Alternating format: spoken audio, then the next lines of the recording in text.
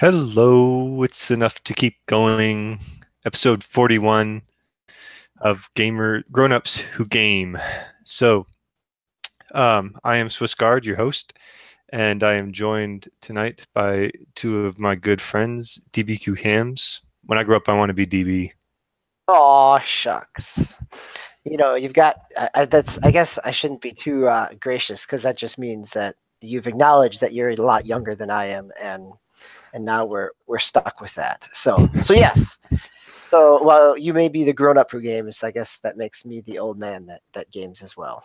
So The welcome, elder Swiss. statesman. Oh yeah. Well, there we go. Excellent. I'll take that. I will take that after. Yeah, after a good week of gaming and snow here in the Midwest, it's a good time to be in spring, right? But If we get there. Swiss, I'm excited because not next week, but maybe the week after, I should be back in my basement. I should be back and set up. Everything is getting there. We are to the point of actually putting furniture back in. So ceilings are done, carpets back in, lots of trim work and painting is all done. So This is soon why I'll be back. This is why I want to be DB, because he knows how to drywall. Well, I know I can patch. Yes, that is true. But actually, I I also know how to find people and hire contractors too. So as you do, because you have been enjoying your new space. But so yeah, so hopefully I should be back. And with that, actually, the excitement is that my basement is not flooding, and that is probably the most exciting part. Even though I notice that every time I step into my basement, I still step like I'm anticipating water to squish up from the floor. So maybe there's a little, there's a little trauma that I'm still working through. But I think the other piece comes with that is my reward to myself is that I put off getting a 4K TV over the holiday season. I did not get it over the shopping season of the holidays. I did not get it during the Super Bowl sales, in part because my basement was not in a shape to do that. But so come the beginning of May and the release of the TCL 6 series, this year's versions of it, I am planning to make the 4K HDR jump. So I am looking forward to that. So that is an update from TCL, the 605 model, 607 model from last year, which has been pretty highly rated on a number of sites in terms of a good value and bargain. And there's this year's the 2018 series ends up having going from 72 dimming zones to 96, so a little bit more there, and it moves all its HDMIs up to 2.0. Rather than just having one at 2.0 and a bunch at standard HDMI. So there's my my television tech geek for the moment. Did you have a 4K TV in like your main area? So this will be your first. You said it's the first jump to 4K completely. It's my first foray, right? Yes. Okay. So I made the PlayStation Pro, 4K console move before I had a TV to support it. So I've been running in super sample mode, and so. All right, I'll be eager to hear that because I've been debating with myself whether to upgrade to a PS4 Pro, and before or after I get a 4K TV, whenever that may or may not come. So, well, I can tell you that I've enjoyed the newest patch here that's got super sampling in for the last 2 months or so, and I can notice the difference. Things, I'm playing some games that that played on my PS4 Slim, and I can certainly see some difference even on a 1080p. So, okay. But I'm not the only one here, and I've rambled on enough. But maybe we've stalled and killed enough time here so that Agasicles has been able to get the word out on social media that E2KG is back and live. So, Agasicles, have you been successful in broadcasting us out? Yeah. People on the interwebs know that we're here. Maybe. Maybe. Some people know. I can definitely verify that some number of people greater than 0 are aware. This is true. And we've also localized these people to Earth. Right. So tonight's episode, I think DB and I were kind of chatting about it before, and I think the key word is immersion. So our venerable boss and fearless leaders, Agasicles, coined it eyes toward the past and the future.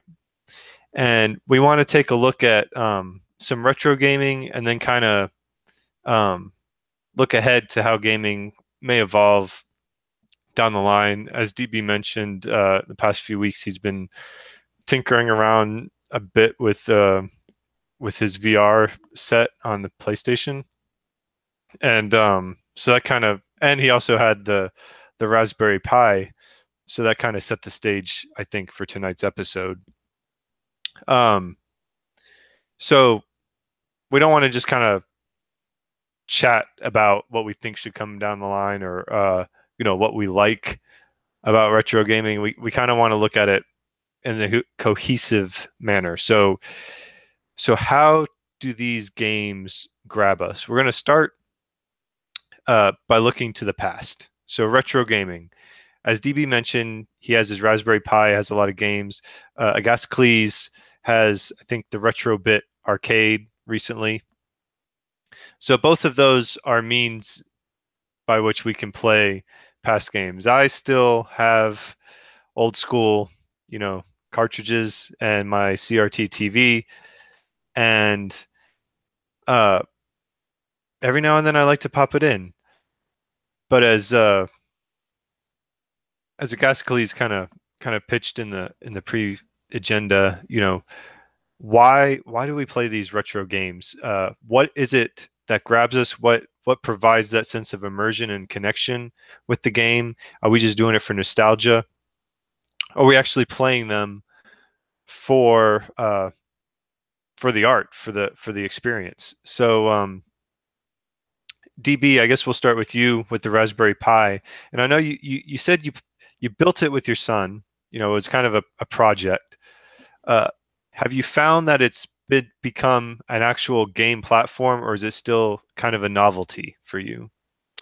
Ooh, that's a good question. I think it's probably more of a platform because of the flexibility in the RetroPie or in a Raspberry Pi, versus the little mini Super Nintendo that Nintendo puts out, or the SNES Classic. That is a little trip down nostalgia lane. But the nice thing about the RetroPie is its versatility. So, having an older game collection of 2600 games and original Nintendo games and Genesis games, to be able to go back to some of those things and to talk about them with my son, so to be able to experience it, right? I talked about the other night, a couple weeks ago, my son and I played round after round of super off-road racing, right? The old Super Nintendo arcade game with the trucks and the kind of off-road racing, very super sprint like, and the muscle memory came right back to me, and my son had such a hard time even figuring out that idea of the oversteering and correcting. But then he eventually got it and played it again and again and spent a week getting better at it so that he could compete with me at it. So yeah, I think there is some versatility there. I mean, I think it becomes a platform. I think one of the other interesting things about it is one of the podcasts that I've listened to for the last decade or more is something like Retronauts. First started out of 1UP and now its own little piece. But my sons and I listen to it because it's also relatively safe and tame to listen to with kids. And so that ends up being something that we just heard about. My sons enjoy Animaniacs, and there's Animaniacs games on the Genesis, and so it becomes a way to revisit gaming history, and so I think because of that, it is a platform. I don't know that it's the first, it's not my first go-to platform for my son, who's thoroughly engaged in Fortnite at the time as well, but it ends up being one of the things that brings us together. It's like revisiting a classic TV show or flipping through the channels and finding reruns of something, right? There's a comfort and a familiarity there that I think is valuable. Yeah, I think that's a really excellent analogy, because I know in my family, my wife and daughter especially, you know, like the old classic shows. And if I can indulge you guys just real quick, like literally, I still have some storage in my new room, but my wife collects these things, and I Love Lucy, and wow, that really puts it in perspective, because yeah, that's how I feel when I play with my son too. Going back through and just being like, I played this when I was a kid, and I think it's good for him to experience that. And I'm sure your son likes being able to experience something that, you know, you played when you were younger. There's a connection that you can establish there. I think the other piece there, and the thing that was never even available to us, is what YouTube has created, right? With people like Gaming Historian and other YouTube, kind of personalities, researchers, gaming documentaries.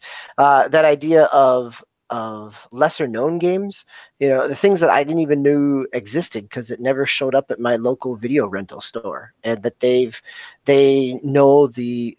And I was just having a conversation with my other son yesterday, talking about Sonic, the Sonic game for the Sega Saturn, right? And the idea that there was a 3D hub world, and it basically was just a launching place for the first 4 16-bit Sonics, but he knew all about the development cycle of it and how it was a failed version of a Sonic 3D game on the Sega Saturn, and things I never even knew about. And so, that there's more information and more access to kind of gaming history out there, and that idea of retro emulation allows people to experience that a little bit more.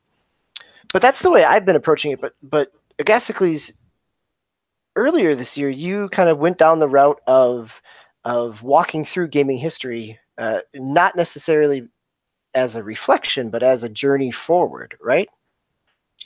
Yeah, and that failed. So yeah, the intent had been to kind of walk forward each year and get my kids a legacy console, and just kind of let them experience the history of gaming in kind of rapid fashion, right? So where they would do a generation each year. The problem is that I was glad to hear Swiss mention that his thing is he's kept around an old CRT TV, and that's one of the best ways to do it, because I fuddled around with connectors and adapters and everything, and got the original Pong set that I bought my kids to get started. It got that connected to a modern TV, but the tuning kept slipping. So, and getting the thing tuned was just a pain. So what I wound up doing is I bought this little Retrobit arcade thing. Now I'm going to fast track their experience through legacy gaming, and they're going to play this for maybe a year, and then I'll probably look at getting them a Switch. But my thing for them is I just wanted to get them exposed to the topic of gaming. They play games on their tablet, but playing on a console is a very different control paradigm. So I'm trying to get them flipped over, but for us, it was a matter of playing on a retro console. It limits the number of degrees of freedom that they have to contend with, and it kind of limits the complexity of the type of game that was programmed at the time, because they couldn't do but so much. What I've been playing recently is Far Cry, and Far Cry 5, and one of my, not necessarily criticisms, but it's just a comment on the game. One of the characteristics of that game is you pop up, you go into any tactical situation, you pop open the weapon wheel, and there's like 9 different options presented for you. I was talking about it with a friend of mine at work yesterday, and some of those options go down like 2 or 3 levels. you're just presented with, quite frankly, too many things to do and to tactically manage from a cognitive aspect. And I'm like, I don't need to expose my kids to that level of complexity to get them started, right? I need to take them back to the day where, you had, we were playing Congo Caper the other day, and I'm like, okay, you have two options. You can jump or you can swing your club. And that's kind of the level of complexity that they need to be presented to get started. So, you guys have both kind of, you're focusing on the games, but Agasicles kind of brought up, playing it on the old CRT and the actual method that you experience the game. So, DB, we've had like emulators, even Agasicles is emulators, but he's mentioned the CRT and just keeping the stuff around, and that's what I've done. I remember having, I think I had an SNES emulator for a while. I experimented on my old rig with a PCSX2, which is the PlayStation 2 emulator, which if I went through the whole process of ripping the BIOS out of my PS2 and put it on there, so it was all, legit. I didn't really enjoy it that much, and I find myself wanting to go back to the actual device. So what I'm getting at is we kind of have like a ship of Theseus type problem. How much can we take away from the original core gaming, with an NES or with an Atari or Super NES or Sega Genesis, and replace it with an artificial cyborg form and have it still be the same immersive experience? So I'm gonna flip that question back at you though, because okay. You didn't enjoy it because you have a reference for what it originally was, or because the game itself was not enjoyable? Was it a game design aspect, like you forgot how stupid having to have a memory card and specific save spots were, versus, oh, this isn't what I remember? I would say it's stronger that the experience was a degraded experience because of the interface. It just didn't feel the same. I will say that playing Final Fantasy X on my PlayStation 2 emulator did remind me, I'm like, well, first I was like, wow, I thought this interface was cool back in the day, and it looks really dated now. That was one experience, but you're not going to get around that. Two was, like you said, the memory cards. And I was like, dang, I got to go find a save point. And how far away is the save point? And my kid has to go to bed, but I don't want to like lose all the progress we've made together. So, so there was a bit of that. But, mostly it just, when I played SNES, I felt like I was cheating because you can do like a snap save. And I think that, or I don't know the proper term. I think that like even the SNES Classic has that where you can just like, basically, yeah, you can put. I saw a snapshot from being in IT. That's what we do on a server. We snapshot the server, and it takes a picture basically of the current state of the machine. And you can do that in the game, and that takes away from what it was. And just playing Final Fantasy VI on a keyboard feels different. Okay, like it takes away that Saturday morning sitting in front of the TV, making you got to pull the console out so that I have enough cord to get me back to my chair with my controller, and just getting everything arranged just right. So there was that aspect that was missing. And but like you said, is that just because I experienced it first? I want my kids to play Chrono Trigger. Like, I am excited that it's on Steam, and I'm going to pick it up at some point, and I'm going to have them play it because I love that game. And the gameplay, I think, will push me through the emulation, but I don't know if that interface can really replicate what it was. Oh, okay. First, pick up Chrono Trigger for the DS, because it's a really strong version, and it's portable, which means that when you get to the point of needing to hit a save, all you need to do is snap the screen shut, and you can keep going. But so I'll say that playing with the Super NES Classic this past fall with my kids with the super short chords totally brought me right back, right? That idea, what you were just explaining, that, you know, you have to, I was sitting in front of my, you know, HD TV on a beanbag chair, nonetheless, right up in front of the TV, because that's as far as the cords went. Next to my son. That's the Super NES? The second one. The second one, yes. The one that you could actually still find on shelves or on Amazon. So they didn't fix the short cord problem in the second... No, it's still like a 3-foot cord. Yep. So very much did not give you, I mean, you could still buy the cable extenders, but so I'm sitting there playing Super Mario Kart with my son, or Donkey Kong Country, and it brings me right back to doing the same thing with a friend in 8th grade, or with my sister, you know, that it's the experience piece of that. So I think that there is some aspects there that can be, you know, not necessarily recreated, but can be emulated, just like the game aspect of it. I have a larger emotional piece that I want to get back to, but Zeus, as you and Agasicles, as you've tried to have this experience for your kids, are you thinking about the staging of that experience as well in terms of the setup? No, not really. And it's an interesting thing to hear you guys talk about it, right? Because, you know, Swiss mentions my interpretation is that you have a need to have that experience replicated, and that's just something I don't have and have never had. I don't think. You know, and this gets a little bit into this remaster territory, which I don't remember if we've had that conversation or not.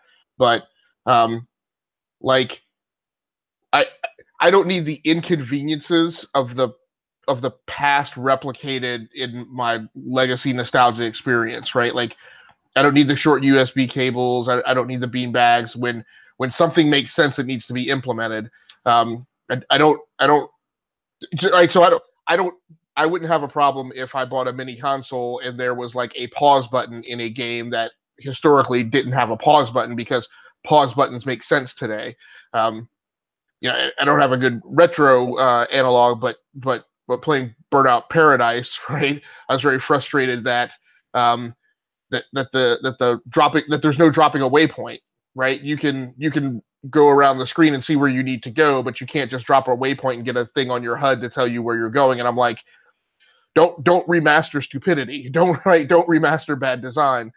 So I don't mind those efficiencies being padded in. I bought the Retrobit Arcade because I didn't feel like dorking around with trying to get, you know, an RCA signal or whatever the analog signal into a TV and making that work. I was like, forget this, life is too short. I'll just get something with a blasted HDMI connector, right, and bump it in digitally.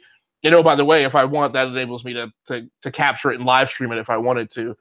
So for me, again, it's more about the experience my kids are having, and for them, I don't know how much value there is in it being those inconveniences being exactly replicated, right? Having to blow in cartridges, if that even ever worked. So I think I think what they'll see is they'll just see the type of graphics and the progression from, you know, what was then to what is now, and they'll get some value out of that. So I want to parallel this to another media experience I had with my kids just the past week, or 2 weeks ago, that we were watching the Muppet Show series, right? The variety show, classic Muppet Show from the late 70s. And I can remember watching that as a kid and enjoying that with my family. And my kids, you know, I had the Shout Factory DVDs when my kids were little because it was fun to watch together. Playing it now and having my kids watch it, you know, they're commenting on some of the racial jokes or sexuality, innuendo, and how things have not necessarily aged well. Or, at Christmas time, we watch The Goonies together, and I have great childhood memories of doing that. And then watching it, you realize that there are stereotypes and insinuations around racism in there that I never actually picked up on as a kid. And so sometimes there is that ability of, our emotional recollection of it doesn't always age as well as, as the reality doesn't age as well as our emotions do. So thinking back in terms of games, I wonder if that's a part of it as well. So Swiss, anything going forward that you're going to try to, if you feel like you're not capturing it, the things that you're going to try to do before, to recall some of that, whether it's the emotional memories or just giving them a, I think the other argument that could be had is, and we haven't talked about this, right? That pure experience, like the game as the designer designed it, right? That not something that's up-resed or sped up, or, is that part of your consideration as you're thinking about this too?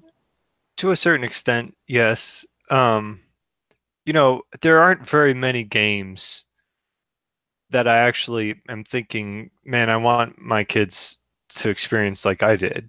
But the ones that I do are the heavy hitters. I mean, looking back, how many movies have been lost to time? Like, I mean, they might have been popular in their day, but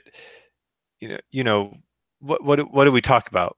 Casablanca, Citizen Kane, and how many matinees just disappeared.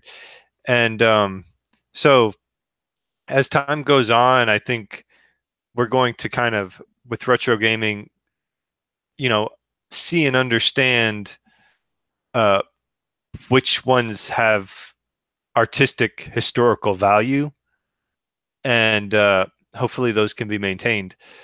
I think that gaming is different, and I don't want to go full bore into saying, oh yeah, we have to experience it the way purely it was originally conceived. But the fact that you do have a physical interaction to control the game, it matters. And being able to play Super Mario World and understanding the timing and of jumping and feeling how Mario feels when he's in the air. Like there's a feel. There's some games feel squishy and some games feel like very tight. And I just, that's part of the immersive experience. And I would hope that we don't lose that from a historical perspective. If an emulator can provide that level, great. Like SNES Classic, I like the fact that it has an SNES controller, and maybe I just need to stop being cheap and purchase like a USB aftermarket something or other for my PC and let that go. So yeah, it's weird. I get what you're saying about the artistic perspective. I struggle with it as I guess I'll say as a technologist. I struggle a bit with how necessary is it for people to experience what has gone before once we're past a certain threshold, right? I'm fine with my kids experiencing, retro gaming, but I decided I didn't need them to go back as far as Pong, and then to play, if I'm going to play devil's advocate or do a litmus test, I'm like, well, my kids are going to need to learn to type, but I don't need them to utilize, Windows 3.1 right versions of Microsoft Word. So I don't know. It's tough and it's a struggle, and I definitely get what you're saying, but I also feel like the flavor that I'm into, like I don't need my kids to go. I think I mentioned on this podcast before, I cannot stand going back and watching old movies. I just I'm not interested. And certain ones that are supposed classics, I go back and I watch them and I'm like, this movie is horrible. So I don't know, but maybe that's a good point for us to switch over to talk about how do we push forward. Yeah, as I think we we were concerned that we could probably fill 2 episodes with tonight's topic, and so we'll have to force ourselves onward to the future. So, as we're talking about the past, we're talking a lot about how we play and why we play older games, and we've seen things evolve. And as we look forward, I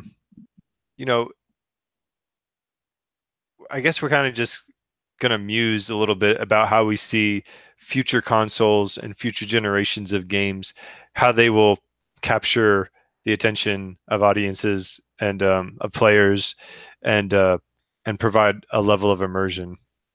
I want to start with you, DB, just because, like I said, you were kind of the impetus for this discussion, and you've been experiencing VR a lot.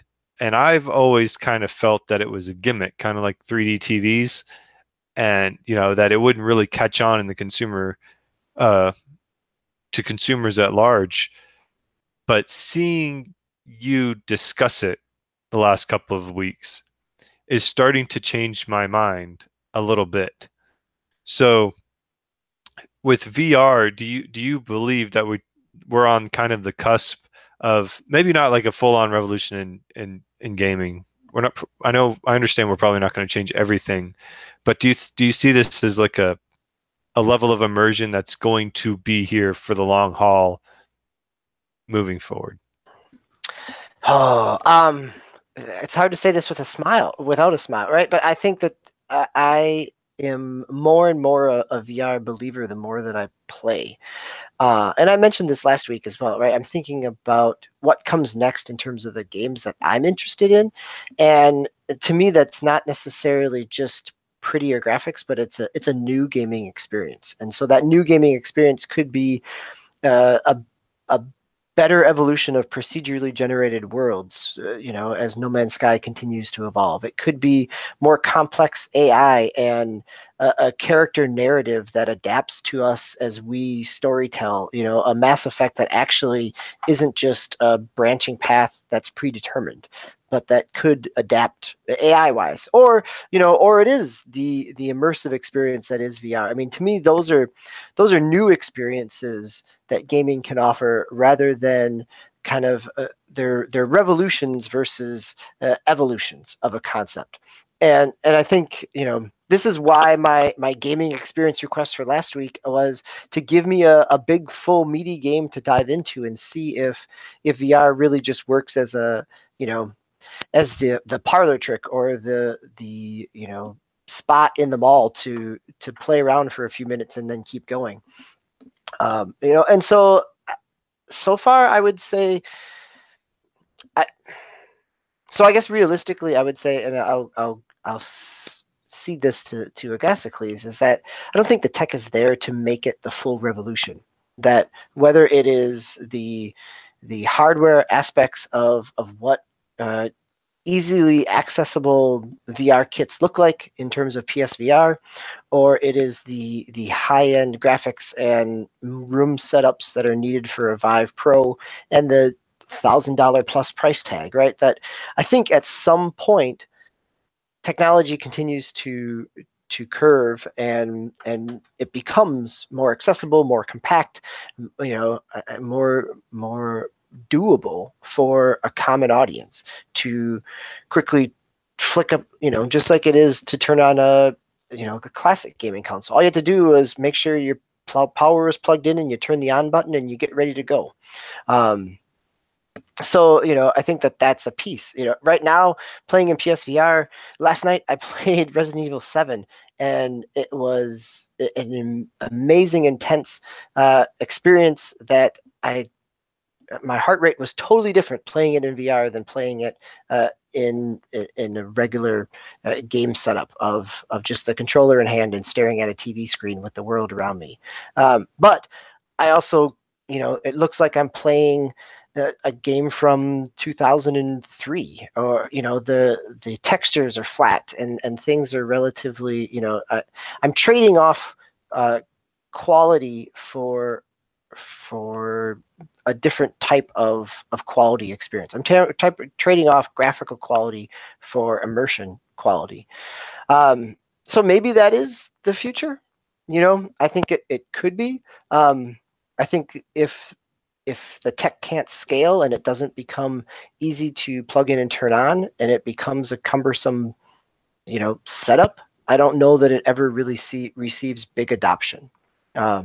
So we'll see. I think realistically, we've probably hit a cap in where we're at VR-wise, and we'll probably plateau, and it will probably stall out for a while, and then some new revolution in technology will give us a way to compact that, and we'll come back to this idea, just like VR, we came back to it now 20 years later. So in the long term, yeah, I'm a believer. But in the short term, I think that there's this healthy skepticism is realistic. So Agasicles, does that tame your concern over VR, or do you see that the future of gaming is something a little different? I'm still going to go with it something different. Like, I just don't. I mean, in order, I guess, for VR to become the future, you mentioned it already, right? The price point has to come way down, and it really has to become about a VR headset becoming a standalone console, right? And then it really has to bring over, I guess I'll say, casual gamers or non-core gamers. It's really gotta become about, which price-wise means it's got to come down below the price of a console, right? At least their kind of launch prices. So it's got to get to a point where a VR headset can stand alone as its own kind of immersive entertainment device at about $199. And then it has to provide something more than these walking around experiences, right? It has to provide actual games. And the packaging has to be simplified, right? Casual gamers, non-core gamers aren't interested in. I mean, great Scott, like the PSVR has like 5 different components in the full kit, and when you don't have all of them, it is a tangibly lesser experience. So I don't know. So I think we're a far way off from a productization standpoint before these SKUs include everything in the box and come out for $199 and have a definitive character that people identify with that is discrete from PlayStation. Because there's an appearance that connecting the thing through a console brings it up to a certain level of complexity, and the people who are not gamers or non-core gamers, the people who used to kind of be in the Wii demographic, aren't interested in trying to figure out which of 15 SKUs they need to buy and how to connect all that stuff together to get to the experiential point, right? I mean, consoles this generation have slid more so into the PC spectrum. They were already on that slide in Generation 7. They've slid more so in Generation 8. And I think that's the direction that they don't need to be going in order to get people on board with VR. And then for me personally, it's still in the bucket of 3D movies, right? Going and putting on 3D glasses gives me a bunch of logistics hassle that I don't need, and it gets in between me and the game. So what's next then? So what is the next evolution? What's the, rather than us looking backwards, what do we look forwards into? I mean, if you ask me, I'm going to stick with my theory to date, right? Which is, all of this is about us getting to the holodeck. And as far as I'm concerned, until you get to the holodeck, I'm kind of not interested, right? And to me, there's 2 different variants of that. There's the there's the Star Trek episode where you put on the headgear and the game the game is kind of beamed to your mind kind of thing, which I guess I personally find a little bit invasive and wouldn't want. And then there's the notion of, holograms that have some degree of tangibility. And when I say holodeck, I think being in a world where you can see someone represented in 3 dimensions without any additional equipment on is sufficient. I don't think they necessarily need to be tangible. Again, looking at console generations where all the blanks weren't filled in for you, and you exercise a certain amount of your own imagination to complete those details, I think is an acceptable place to get to start. But again, it's like 3D movies, right? 3D television, in my opinion, didn't take off because nobody wanted to manage buying a 3D television kit, right, of 5 glasses to kit out a whole family, until you could present 3D on a television without people having to wear extra equipment to manage. So I could definitely see me having interest in walking up to a room, hitting a button, starting a program, and walking in, and not needing to take, right, not needing to connect, a bunch of additional gear to myself to participate in gaming in that environment.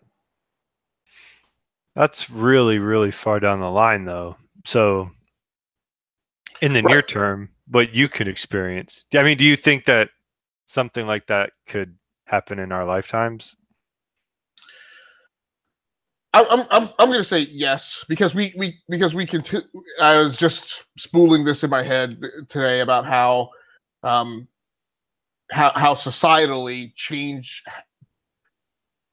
acceleration has been occurring since the turn of the century, right? If you look at like the time span between, the 1400s and the 17 to 1800s, changes were relatively slow. But if you look at the ground we've covered between 1900 and 2018, we've clearly covered a vastly larger distance in a shorter period of time. Mm-hmm. I think it's feasible. We'll probably be older. But I think, again, I think it's feasible to implement something along those paradigms, particularly as compute becomes more scalable and kind of becomes. We're at a point now where storage is cheap. We need to get to a point where compute is cheap. I think, to enable that. As far as I'm concerned, and again, I'm an outlier, I guess. In the meantime, just keep giving me the PlayStation 5 and Xbox One, Y, Z, and AA. I guess I don't know what they're going to do about their scheme, right? In the GeForce GTX, 2000, and I'm happy until then. But like I said, I know I'm an outlier. So one of the other before we transition off, I want to say that I don't know that you are an outlier, Agasicles, because I think about so being the proud owner of a PSVR and being reluctant to play it because of the setup, right? I'm only talking about it 4 months after having it, and it sat for quite a while because of the setup. And the setup is a whole lot easier than the Vive and Oculus. But looking at Reddit threads and other things, there are complaints about the graphical fidelity. And I think in some cases for gamers that grew up in the Xbox 360, PlayStation 3 era and above, that graphical fidelity is something that they take, I shouldn't say take for granted, but that they take it as a given, that this is what games should look like. Where I think this is where we wrap back around to our earlier discussion is, for me, I actually am okay with playing Resident Evil in what looks like 2002, 2003 textures, because I remember playing games like that. If I never had played games like that, I would think it would look less appealing and relatively terrible, and a whole lot of other words that Reddit threads are filled with about what some games in VR look like. And so I think that there is, because I have that context, I'm more forgiving of the graphical fidelity. And so I think you're right that whether it's the price point or the graphics, that I don't know that you are an outlier, that there are plenty of people who are happy to keep playing the pretty and complex interface aspects of the next Xbox generation and the PlayStation 5. Well, I think you hit on a very interesting point, and I think it's what I've been trying to come around to. In order for it to become the takeover technology, it has to reach parity with regular gaming, right?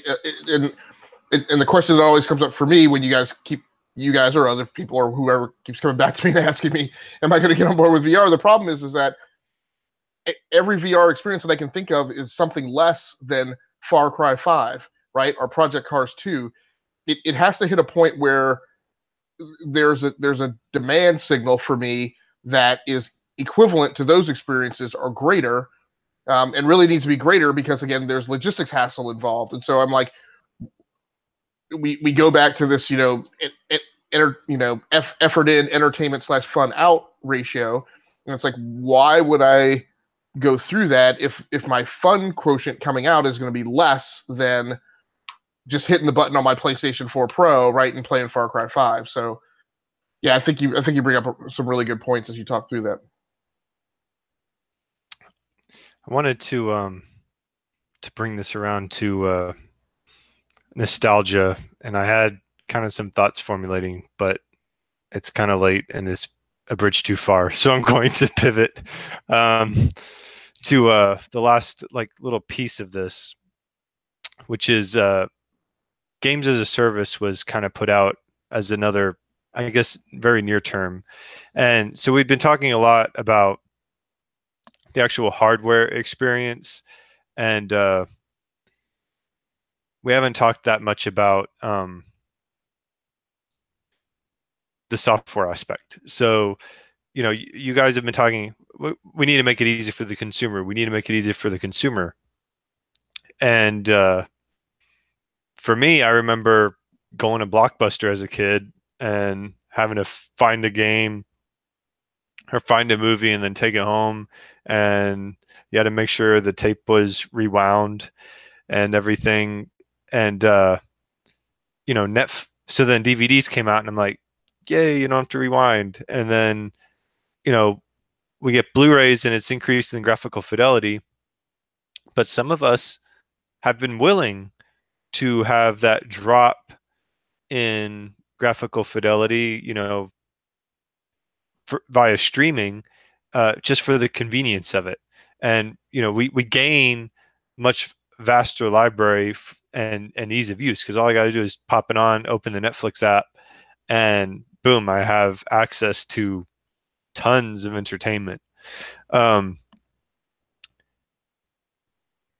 It's in a similar fashion. We have books. You can get a Kindle, download books, whatever, take it on the go. You have access to a whole library. Where do games fit into that? Because, I've always felt that I like having my physical copies on the shelf. This might go back to the nostalgia factor, but it's very convenient to have the digital games on my Switch. So, do you just see perhaps, we don't have a future of holodecks, but the Star Trek technology that we do have today, like communication wise and interconnectivity wise, that's been realized. Some of the more fanciful things like holodecks, they're not going to happen, but our access to games is going to change. And is that enough of a revolution? So, Swiss, I thought you were telling us that we packed 2 topics into one show, and now you give us a whole third topic? I want to do it. Man.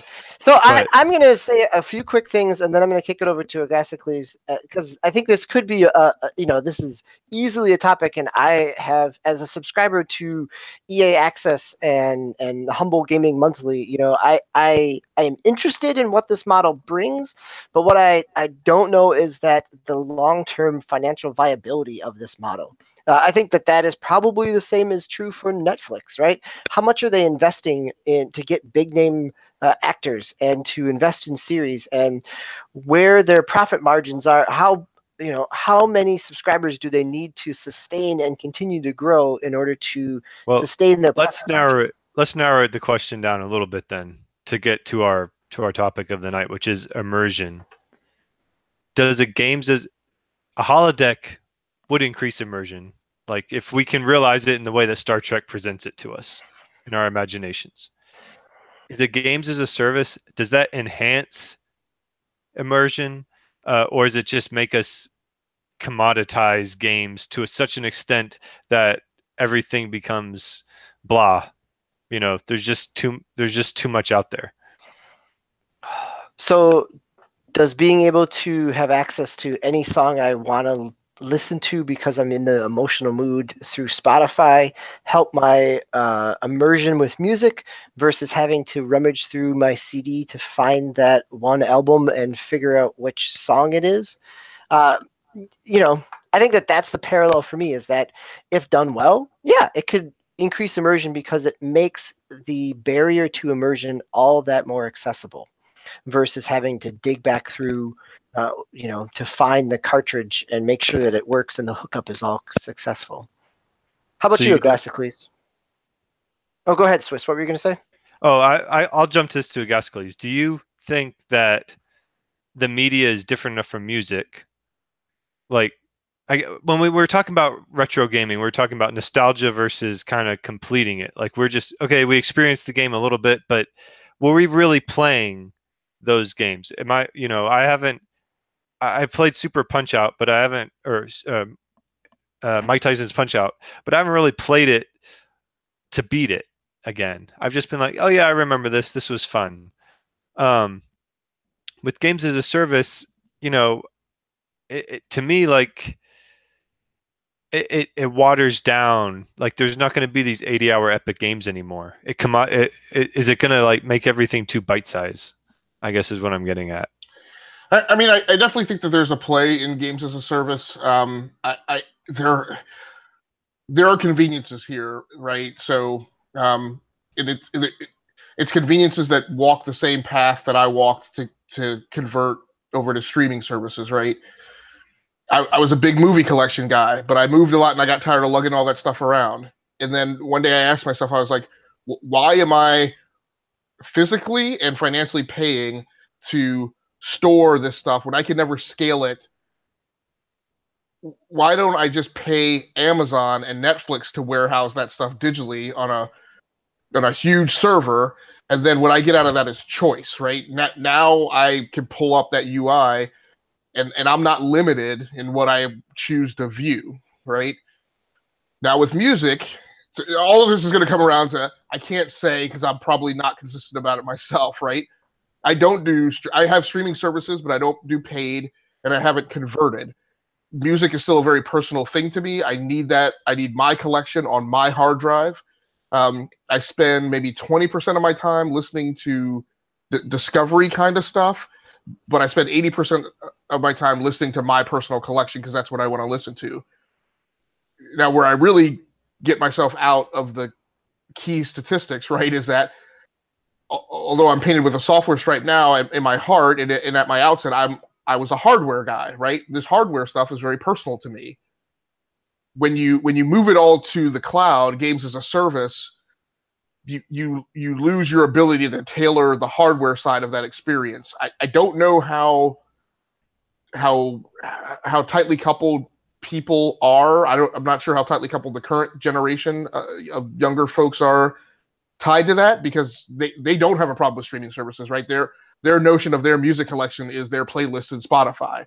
That is not personal enough for me. And obviously I spend way more time dorking and monkeying with hardware than the average person. So I think there's definitely room for games as a service. When you talked about it, I started thinking about, man, wouldn't it be great if just all of those legacy system games were in the cloud and I didn't have to buy a retrobit console or come up with 5 different ways to play those games.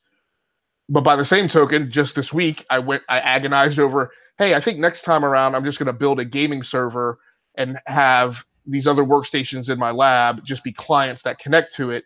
I considered that for maybe half a day. And then I was like, no, I was like, because I like building PCs and I don't want to just build one PC, right? If I can gain the opportunity to monkey with multiple PCs and different cases and all that kind of stuff. So there's room in there for it somewhere. It probably appeals to the current generation of upcoming gamers, I guess the millennials more so than it does to our generation.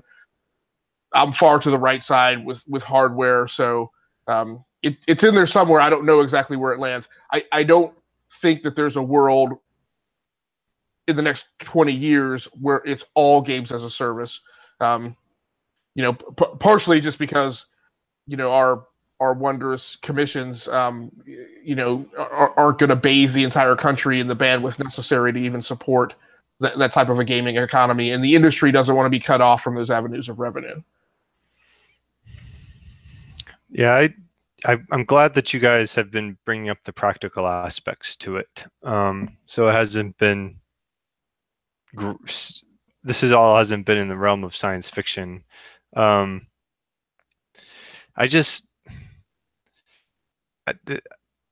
can't imagine having, like with you with the hardware. My analogy keeps coming back to books. And I don't know why I can't really compare it to TV. For me, like TV is something that I can consume quickly, and it doesn't bother me. Like, okay, you know, I've watched these episodes and that's okay.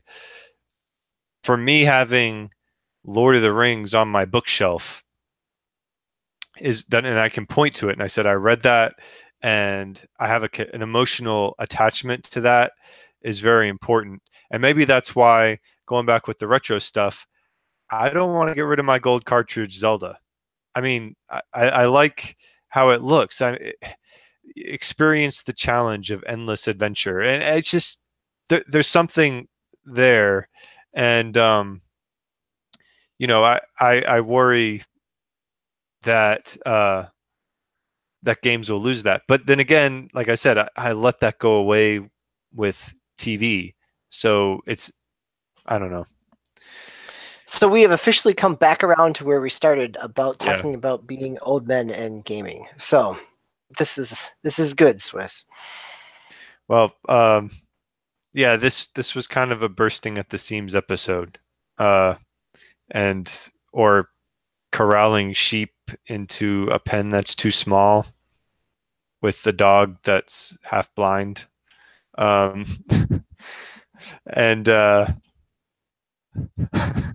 yeah, we're officially taking away your metaphor card. Yeah. Who put you guys? Oh man. Okay. Anyhow, we're gonna wrap up, people. We're hitting our hour mark. All right. So, anybody have any plugs? So I'll make one plug that is not about us, but is, so we've been talking a lot about games and culture and kind of thinking about gaming experiences critically over the last couple of shows.